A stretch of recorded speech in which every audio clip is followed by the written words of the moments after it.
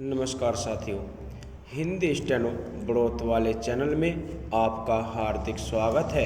आज की डिक्टेशन रामधारी गुप्ता खंड 2 से प्रतिलेखन संख्या 46 90 वर्ड पर मिनट की स्पीड से होगी। तो आइए शुरू करते हैं। डिक्टेशन शुरू होगी 5 सेकंड बाद।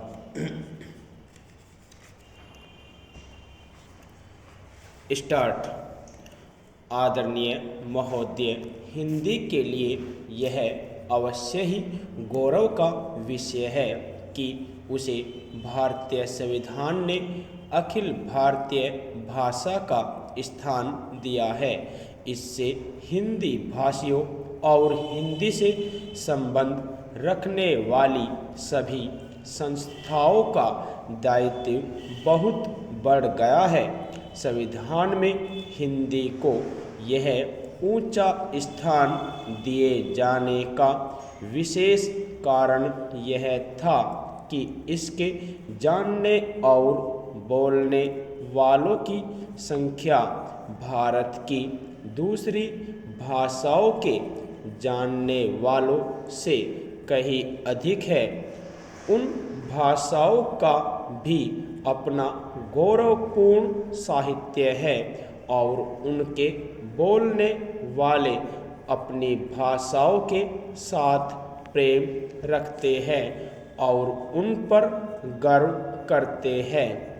इसलिए सभी ने हिंदी को जब वह स्थान दिया है तो यह समझकर नहीं कि उनकी अपनी भाषा किसी बात में कम है, पर यह समझकर कि राष्ट्रीय काम के लिए हिंदी का ही प्रचार और प्रसार सुगम और सुलभ होगा। हिंदी को अखिल भारतीय कामों के लिए प्रधानता देते हुए प्रादेशिक भाषाओं को यहाँ के कामों के लिए प्रधानता दी गई है।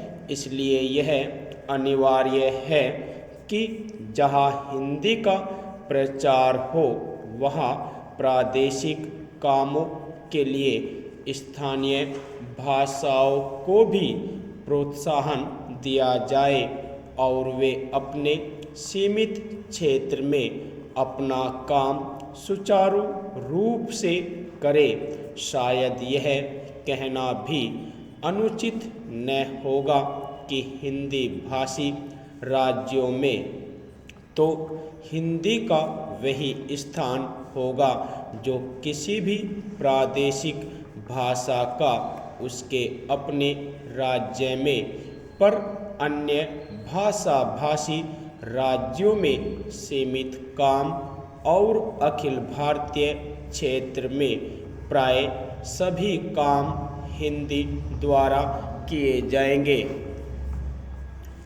हिंदी भाषियों का प्रयत्न यह होना चाहिए कि हिंदी भाषियों ने जिस सद्भावना से हिंदी को राष्ट्रीय कामों के लिए स्थान दिया है, उसी सद्भावना के साथ वे हिंदी के प्रचार में तत्पर हो।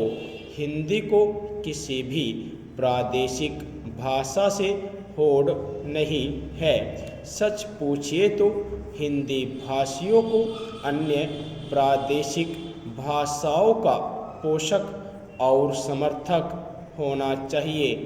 जिस प्रकार हिंदी भाषी हिंदी के पोषक और समर्थक होना चाहते हैं, हिंदी भाषियों के व्यवहार और आचरण से यदि कहीं भूल से भी यह आभासित हुआ कि हिंदी अन्य सभी भाषाओं से अधिक समृद्ध, अधिक परिपुष्ट साहित्य वाली या प्राचीन तथा नवीन विचारों और भावों को व्यक्त करने में अधिक शक्तिशाली भाषा है और इसलिए इसको अधिकार है कि अखिल भारतीय राष्ट्रीय कामों के लिए यह राष्ट्रभाषा मानी जाए तो इसका फल यह होगा कि अन्य भाषा भाषी हिंदी के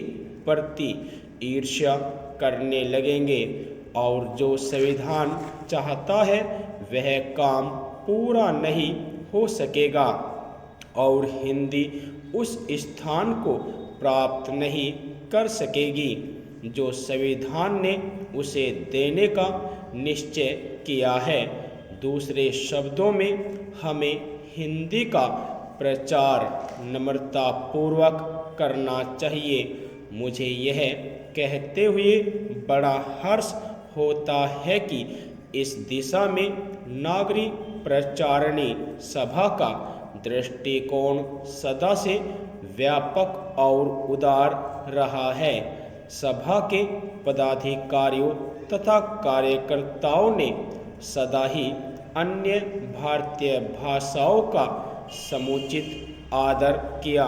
यह सभा की परंपराओं के अनुकूल ही है कि हीरक जयंती के उपलक्ष्य में एक प्रकाशन योजना बनाई गई है। यदि आपको डिक्टेशन अच्छी लगी हो तो हमारे चैनल को सब्सक्राइब करें तथा वीडियो को लाइक व शेयर भी करें। धन्यवाद।